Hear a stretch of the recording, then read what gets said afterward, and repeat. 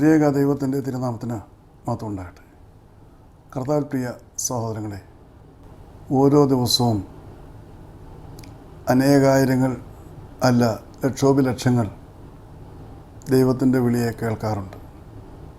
പല രാജ്യങ്ങളിൽ, പല ഭാഷകളിൽ, പല രീതികളിൽ ദൈവത്തിനു വേണ്ടിയുള്ള ആഹ്വാനം മനുഷ്യൻ്റെ ചെവികളിൽ മുഴങ്ങുന്നുണ്ട്. എന്നാൽ ആ വിളിയെ കേൾക്കുവാനോ അനുസരിക്കുവാനോ അനേകർക്കും കഴിയാറില്ല. പക്ഷേ ദൈവം തൻ്റെ വിളിയെ നിർത്തുന്നില്ല എന്നുള്ളതാണ് ഏറ്റവും പരമപ്രധാനമായ കാര്യം. തനിക്ക് വേണ്ടി പ്രവർത്തിക്കുവാൻ, തൻ്റെ നാമമഹത്വത്തിനായിട്ട് ജീവിക്കുവാൻ അനേകരെ ദൈവം വിളിച്ചുകൊണ്ടിരിക്കുകയാണ്. നാം പലപ്പോഴും അങ്ങനത്തെ വിളികൾ കേൾക്കാറുണ്ട്. ഒരുപക്ഷെ സുവിശേഷ പ്രഘോഷണങ്ങളിലൂടെ ആകാം, അഥവാ അങ്ങനെ അല്ലെങ്കിൽ പോലും മറ്റു മാധ്യമങ്ങളിലൂടെ ആകാം. ഏതെല്ലാം തരങ്ങളിലാണ് ദൈവം മനുഷ്യനെ വിളിക്കുന്നതെന്ന് പറഞ്ഞറിയിക്കുവാൻ സാധ്യമല്ല. പക്ഷേ മനുഷ്യൻ തൻ്റെ തിരക്കേറിയ ജീവിതയാത്രയിൽ അത് ശ്രദ്ധിക്കാറില്ല. ശ്രദ്ധിക്കുന്നുണ്ട് എന്ന് പറയുമ്പോൾ, അത് കേൾക്കുന്നുണ്ട് എന്ന് പറയുമ്പോൾ, അത് അനുസരിക്കുവാനോ ആ വിളിയെ ഉൾക്കൊള്ളുവാനോ ആ വിളിക്ക് വേണ്ടി ഇറങ്ങിത്തിരിക്കുവാനോ അവൻ സന്നദ്ധനല്ല. കാരണം ലൗകികമായ അനേക കാര്യകാരണങ്ങളാണ് അവൻ അതിനായിട്ട് നിരത്തി വെക്കുന്നത്.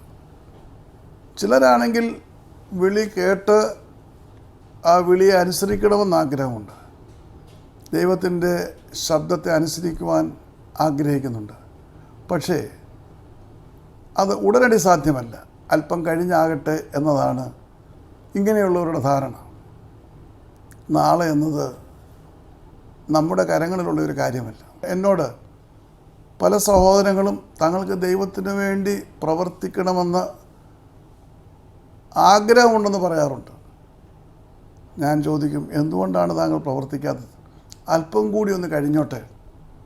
ചിലർ പറയും, ഞാൻ റിട്ടയർമെൻറ്റൊക്കെ ആയിക്കഴിഞ്ഞ ശേഷം ദൈവത്തിന് വേണ്ടി പ്രവർത്തിക്കാം.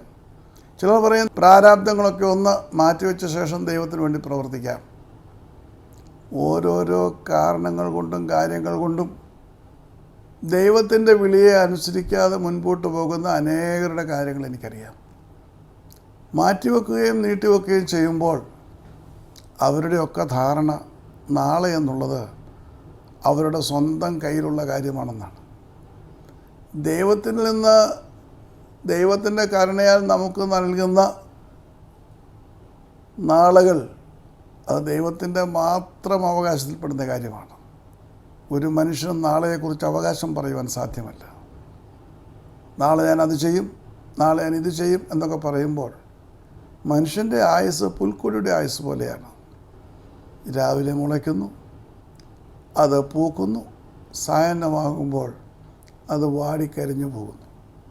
അപ്പോൾ ദൈവത്തിൻ്റെ സന്നിധിയിൽ പ്രവർത്തിക്കുവാൻ, ദൈവത്തിനു വേണ്ടി പ്രവർത്തിക്കുവാൻ, ദൈവത്തിനു വേണ്ടി ആഹ്വാനം ഉൾക്കൊള്ളുവാൻ തക്കതിനുവണ്ണം ഇന്ന് അനേകരായിത്തീരുമ്പോൾ അപ്രകാരം വിളി കേട്ടിറങ്ങിത്തിരിച്ച് ദൈവത്തിൻ്റെ അനുഗ്രഹങ്ങൾ പ്രാപിച്ച അനേകരെ നമ്മുടെ തിരുവചനത്തിൽ നമുക്ക് കാണുവാൻ കഴിയും. അപ്രകാരം ഒരു വ്യക്തിയായിരുന്നു അപ്പോസ്തലനായ പൗലോസ്. ഗലാത്യ ലേഖനം 1-ാം അധ്യായത്തിൻ്റെ 16-17 വാക്യങ്ങളിൽ അദ്ദേഹം ദൈവത്തിൻ്റെ വിളി കേട്ടതിനെക്കുറിച്ച് പ്രതിപാദിക്കുന്നുണ്ട്. അതിപ്രകാരമാണ്: തൻ്റെ പുത്രനെക്കുറിച്ചുള്ള സുവിശേഷം ഞാൻ ജാതികളുടെ ഇടയിൽ അറിയിക്കേണ്ടതിന് അവനെ എന്നിൽ വെളിപ്പെടുത്തുവാൻ പ്രസാദിച്ചപ്പോൾ ഞാൻ മാംസരക്തങ്ങളോട് ആലോചിക്കുകയോ എനിക്ക് മുൻപേ അപ്പോസ്തലന്മാരായവരുടെ അടുക്കൽ യെരുശലേമിലേക്ക് പോവുകയോ ചെയ്യാതെ നേരെ അറേബ്യയിലേക്ക് പോവുകയും ദമാസ്കോസിലേക്ക് മടങ്ങിപ്പോവുകയും ചെയ്തു. We find that many are called. Every day we hear the Lord calling us, but very few obey the call in their busy schedule of life. When they have so many priorities ahead of them, very few stop to hear the call or take a decision on the call to obey the call. Many postpone it. There are many who tells me, oh, I want to work for God, but later, not now. And they have got so many priorities, and after their priorities are being completed, they want to work for God. To some of them I ask, are you very sure that there is enough time ahead for you to think about the future and say that you will finish your priorities and then go for the work of God? Well, then they say, maybe it is fate. I said, it's not fate. It's what you make. Fate is what you make. So, many are reluctant to obey the call because it will be a blockade or it will slow down their worldly progress. They may not be able to devote their time for their goals of this world. So, they postpone their work for God or their obedience to the call of God. And many a time they behave as if there are so many years ahead of them. They forget that their moments of life are in the hands of God. In a moment it is no more. It is just like grass, grows in the morning, flowers, and in the evening it is no more. So they do not think about it, but they feel they can do it later, they can obey later. So we find such people around who want to postpone their work for God and who has no time in the present to hear the call. In the Bible we find so many who have heard the call, left everything and had come to Jesus, and how they have been utilized by Jesus in a mighty way. One such was Paul, and he says that in Galatians chapter 1 verses 16 and 17, he says, when he called me, you see, and when it pleased God to reveal His Son in me for the gospel, I never conferred with my relatives or kith and kin. And I never bothered to go to the apostles who were ahead of me. I just went to Arabia and then came back to Damascus. വളരെ വ്യക്തമായ ഒരു അവലോകനമാണ്, അനുഭവമാണ് നാം ഇവിടെ കാണുന്നത്. പൗലോസ് എന്ന് പറയുന്ന വ്യക്തിയുടെ പ്രാധാന്യം പലപ്പോഴും നാം മനസ്സിലാക്കാറില്ല. കർത്താവ് അവനെ വിളിക്കുമ്പോൾ അവൻ ആരായിരുന്നു? അവൻ ഒരുപാട് യോഗ്യതകൾ മറ്റാരേക്കാളും യഹൂദ സഭയുടെ നേതൃത്വ നിരയിൽ പ്രശോഭിച്ചിരുന്ന പൗലോസിന് ഉണ്ടായിരുന്നു ഒരുപാട് യോഗ്യതകൾ. ഫിലിപ്പിയ ലേഖനം 3-ാം അധ്യായം 5-ാം വാക്യത്തിൽ അത് കാണുവാൻ കഴിയും. അവൻ അഭിമാനിച്ചിരുന്ന അവൻ്റെ യോഗ്യതകൾ. 8-ാം നാളിൽ പരിച്ഛേദനയേറ്റവൻ, ഇസ്രായേൽ വംശക്കാരൻ, ബെന്യാമിൻ ഗോത്രക്കാരൻ, എബ്രായരിൽ ജനിച്ച എബ്രായൻ, ന്യായപ്രമാണം സംബന്ധിച്ച പരീശൻ, തീഷ്ണത നിമിത്തം സഭയെ പീഡിപ്പിച്ചവൻ, ന്യായപ്രമാണത്തിലെ നീതി സംബന്ധിച്ച് കുറ്റമറ്റവൻ. അവനൊരു പരീശനാണ്. ന്യായപ്രമാണത്തിൽ അവഗാധമായ ജ്ഞാനമുണ്ട്. എബ്രായനാണ്. മാത്രമല്ല ഇസ്രായേലിൻ്റെ രാജവംശമെന്ന് വിളിപ്പിക്കാവുന്ന ബെന്യാമിൻ ഗോത്രത്തിൽ പെട്ടവനാണ്. എബ്രായരിൽ ജനിച്ച എബ്രായനാണ്. അവൻ്റെ തീഷ്ണതയെ ആർക്കും ചോദ്യം ചെയ്യാൻ സാധ്യമല്ല. വിശ്വാസത്തിന് വേണ്ടിയിട്ട് അവൻ സഭയെ പീഡിപ്പിച്ചവനാണ്. ന്യായപ്രമാണത്തിലെ നീതി സംബന്ധിച്ച് കുറ്റമറ്റവനാണ്. ന്യായപ്രമാണം അവൻ്റെ ജീവിതത്തിൽ പ്രാവർത്തികമാക്കുന്ന വ്യക്തിയാണ്. ആർക്കും അവനെ കുറ്റം പറയുവാൻ കഴിയില്ല. മാത്രമല്ല ഗമാലിയേലിൻ്റെ പാദപീഠത്തിൽ നിന്ന് പഠിച്ച അതിശ്രേഷ്ഠമായ മനുഷ്യനാണ്. റോമ പൗരനാണ്. അപ്പോൾ ഇങ്ങനെയുള്ള അനേക യോഗ്യതകളുള്ള ഒരു മനുഷ്യനാണ് പറയുന്നത്. അവൻ അതേ ആ വിളി കേട്ടപ്പോൾ തൻ്റെ പുത്രനെക്കുറിച്ചുള്ള സുവിശേഷം ജാതികളുടെ ഇടയിൽ അറിയിക്കുവാൻ തക്കതിനോണം ദൈവം അവനിൽ പ്രസാദിച്ചപ്പോൾ ആരോടും അവൻ ചോദിച്ചില്ല. തൻ്റെ ബന്ധുമിത്രാദികളോട് അവൻ ചോദിച്ചില്ല. മാംസരക്തങ്ങളോട് ചോദിച്ചില്ല. അതിനു മുൻപ് അപ്പോസ്തലന്മാരായ കർത്താവിൻ്റെ ശിഷ്യന്മാരോട് ചോദിച്ചില്ല. അവൻ ഒരു തീരുമാനമെടുക്കുകയാണ്. It's a one-to-one decision. St. Paul emphatically tells about his conversion. He says, when the Lord was pleased to call him to enlighten his gospel to the Gentiles, he never consulted his relatives, kith and kin. Neither did he bother to go and consult with the apostles. He just accepted the call and went to Arabia. And then he returned to Damascus. So, whenever the call is heard, we have to accept it. There is no question of delaying it. No question of consulting with others. Not at all advisable to take the responses of others about it. It's a one-to-one decision. You have to decide it on your own. You find many people who have been doing that. And St. Paul says, I have done that. I didn't consult anybody. My kith and kin were there. He was one of the leading Pharisees of the Jewish church. He didn't ask any of them. He just accepted the call as he is. And he went forward to be a mighty apostle. And we find that God used him in a mighty way. So, whenever we hear the call of God, we need not consult anybody because it's a one-to-one decision. It's for you to decide to accept or refuse. It's for you to decide to go forward or stop. Everything is depending on you. And that's what St. Paul tells us here. And we find that the Lord used Paul in a mighty way. We find him a vessel, bringing in so many souls from the Gentiles, from different places, different languages.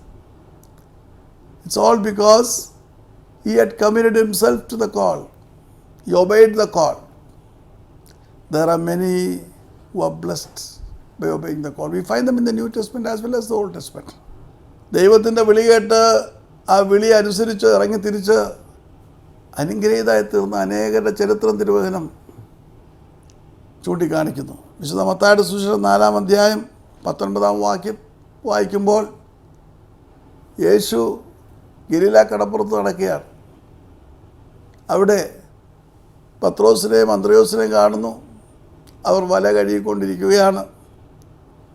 അപ്പോൾ കർത്താവരെ വിളിക്കാണ്, എന്നെ അനുഗമിക്കുവിൻ, ഞാൻ നിങ്ങളെ മനുഷ്യരെ പിടിക്കുന്നവരാക്കും.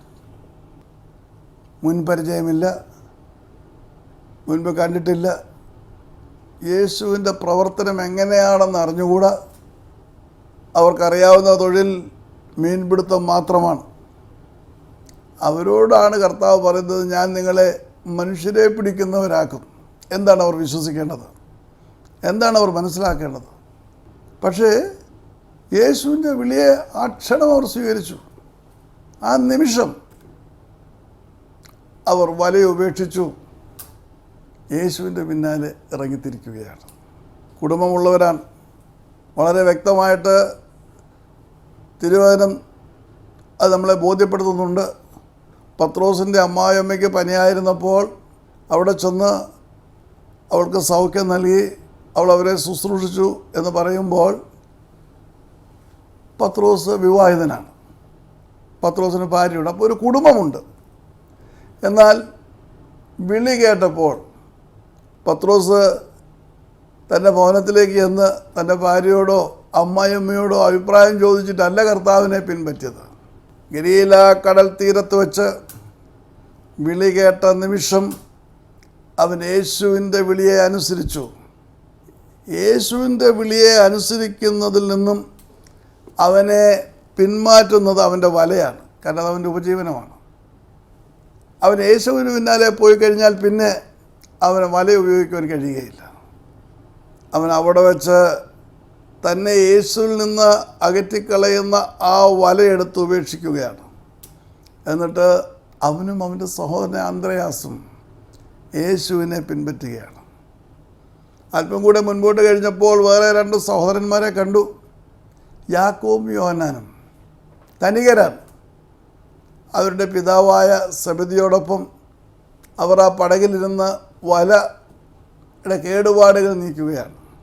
അപ്പോൾ കർത്താവ് അവരെ വിളിച്ചു, follow me, എന്നെ അനുഗമിക്കുക. അവർ പിതാവിനോട് ചോദിക്കാതെ അവർ ഇറങ്ങിത്തിരിക്കുകയാണ്. അവർ കേടുപാട് തീർത്തുകൊണ്ടിരുന്ന വല അവിടെ ഉപേക്ഷിക്കുകയാണ്, പിതാവിൻ്റെ അടുക്കൽ ഉപേക്ഷിക്കുകയാണ്. എന്നിട്ട് യേശുവിൻ്റെ വിളി കേട്ട് അവരും യേശുവിനോടൊപ്പം ഇറങ്ങിത്തിരിക്കുകയാണ്. പിതാവ് അടുത്തുണ്ട്, പിതാവിനോട് ചോദിക്കുന്നില്ല. മാതാവ് ഉണ്ട്, മാതാവിനോട് ചോദിക്കുന്നില്ല. യേശുവിൻ്റെ വിളി കേട്ടു, ആ നിമിഷം അവർ അനുസരിച്ചുകൊണ്ട് ഇറങ്ങിത്തിരിക്കുകയാണ്. അപ്പോൾ ഈ ദൈവ വിളിയെ അനുസരിക്കുക എന്ന് പറയുന്നത് ഒരു വലിയ അനുഗ്രഹമാണ്. എപ്പോൾ നാം അനുസരിക്കുന്നു എന്നുള്ളതും വലിയൊരു ചോദ്യമാണ്. അപ്പോൾ ഇവിടെ ഇവരെ വിളിച്ചു, അവർ അത് സ്വീകരിച്ചു. We find Jesus calling to fishermen on the shores of the Sea of Galilee. They were mending their nets. And Jesus calls them, tells them, follow me and I will make you fishers of men. Instantly they left their nets and simply followed Jesus. They didn't ask any questions. What will we get if we follow you? How do we maintain our families if we follow you? What exactly can be gained by following you? No question asked. They accepted Jesus on the spot and began following him. They went a little while and then again they find another boat. Then we find the Zebedee's sons helping their father to repair the net. Jesus calls them, follow me. And we find John and James just following him. They left the father in the boat. They left the boat. They left the nets, everything. And then they came out and followed Jesus. Again we find another man in Luke chapter 5 verse 27. He was in the marketplace, he was collecting the taxes. And Jesus tells him, yes, follow me. And we find this man completely discarding all his official responsibilities, official collections, and he follows Jesus. Levi, it's also called as Matthew. So we find all these people, they were so excited. The moment they heard the call, instantly they followed Jesus. But there were instances where people rejected the call of Jesus. We find so many approaching Jesus for so many things, but he didn't call all of them. He chose quite a few and called them. Hundreds used to throwing around him, but he never called any of them. He called specific persons, and we find some of them refused to follow him. You know, it is because they put their worldly pursuits and worldly responsibilities before them, and they cannot follow Jesus. Some want to go and ask their Kirtan at home, and then they will come and follow Jesus. Some could not part with their wealth, so they could not follow Jesus. So we find so many people refusing the call because they cannot make the sacrifice what they should for following Jesus. അനേകർ ദൈവത്തിൻ്റെ വിളിയെ കേൾക്കുമ്പോൾ ഭൗതികമായ കാരണങ്ങൾ പറഞ്ഞ് അതിൽ നിന്ന് ഒഴിഞ്ഞു മാറുന്നത് നമുക്ക് കാണാൻ കഴിയും. കർത്താവിൻ്റെ വിളി കേട്ടപ്പോഴും അങ്ങനെയാണ്. വിളി കേട്ട ഉടനടി അനുസരിച്ചവരെ കുറിച്ച് നാം കേട്ടു. അതോടൊപ്പം തന്നെ പലവിധമായ ഭൗതികമായ കാരണങ്ങൾ. ഒരാൾ പറഞ്ഞ് എൻ്റെ അപ്പനെ അടക്കിയിട്ട് വരാം, ഒരാൾ പറഞ്ഞാൽ എൻ്റെ വീട്ടിൽ പോയി വീട്ടുകാരോട് യാത്ര പറഞ്ഞിട്ട് വരാം. ഒരുവന് തൻ്റെ ധനത്തെ ഉപേക്ഷിച്ചുകൊണ്ട് കർത്താവിനെ അനുഭവിക്കാൻ സാധ്യമല്ല. കർത്താവ് ധനികനായ ചെറുപ്പക്കാരൻ, അവൻ കൽപ്പനകളെല്ലാം അനുസരിക്കുന്നവനാണ്. കർത്താവ് അവനോട് പറയുകയാണ്, നിനക്കെന്നെ അനുഭവിക്കാൻ ആഗ്രഹമുണ്ട്. കർത്താവിൻ്റെ മുന്നിൽ വന്ന് മുട്ടുകുത്തി അവൻ കർത്താവിനോട് ചോദിക്കുകയാണ്, നിത്യജീവൻ പ്രാപിക്കാൻ എന്ത് ചെയ്യണം? കർത്താവ്, നീ കൽപ്പനകളൊക്കെ ആചരിക്കുന്നുണ്ടോ? ഉണ്ട്, എല്ലാ കൽപ്പനകളും ആചരിക്കുന്നുണ്ട്. അത് കർത്താവ് അംഗീകരിക്കുകയാണ്. അപ്പോൾ അവനെ ചെയ്യുന്നുണ്ട്. അവസാനം അവനോട് പറയുകയാണ്, എന്നെ അനുഗമിക്കണമെങ്കിൽ നിനക്ക് ഒരു കുറവുണ്ട്, ആ കുറവ് നികത്തണം. എന്താണ് ആ കുറവ്? നിനക്കുള്ളതെല്ലാം പറ്റി ദിനത്തിനക്ക് കൊടുത്തിട്ട് എന്നെ അനുഗമിക്കുക. ഒരുപാട് സമ്പത്തുണ്ട്, അതിനെ നഷ്ടപ്പെടുത്തുവാൻ അവൻ ആഗ്രഹമില്ല. അതിന് വിറ്റുകളെന്ന് പറഞ്ഞാൽ അവൻ നിന്നേക്കാൾ പോവുകയാണ്, അതിന് ആഗ്രഹമില്ല. അവൻ ദുഃഖിതനായിട്ട് കർത്താവിൻ്റെ സന്നിധിയിൽ പോകുന്നതായിട്ടാണ് തിരുവചനം രേഖപ്പെടുത്തിയിരിക്കുന്നത്. അതുകൊണ്ട് ദൈവത്തിൻ്റെ വിളി കേൾക്കുമ്പോൾ ദൈവത്തിൻ്റേതായിട്ടുള്ള വീട്ടിലേക്ക് വരുവാൻ അനേകർക്ക് വൈമനസ്യമുണ്ട്, ഭൗതികമായ കാര്യങ്ങൾ. മറ്റു ചിലർ തങ്ങളുടെ പരിമിതികളെക്കുറിച്ചാണ് പറയുന്നത്.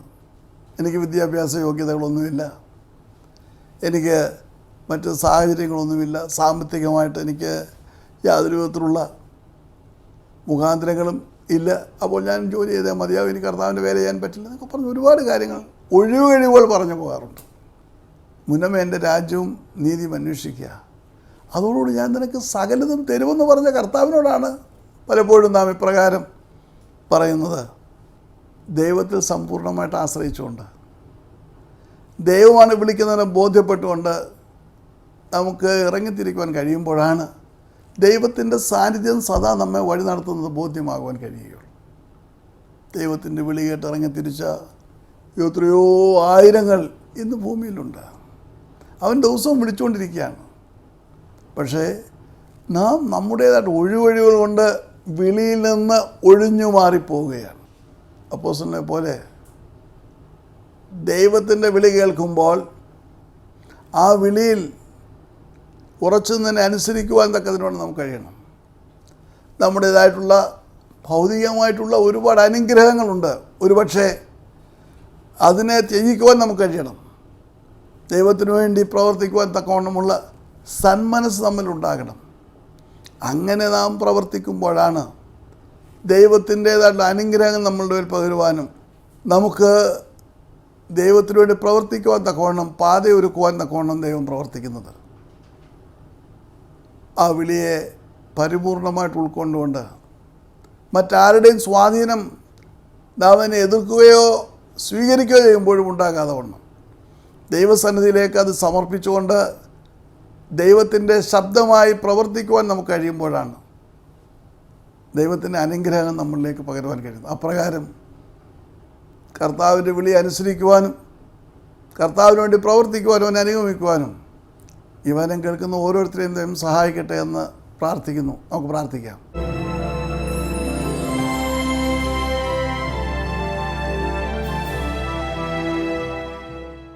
സ്നേഹിതയായ ഞങ്ങളുടെ സ്വർഗ്ഗസ്ഥ പിതാവാം ദൈവമേ, ഇവനം കേട്ട് ഓരോരുത്തരും അവിടുത്തെ കരങ്ങൾ സമർപ്പിക്കുന്നു.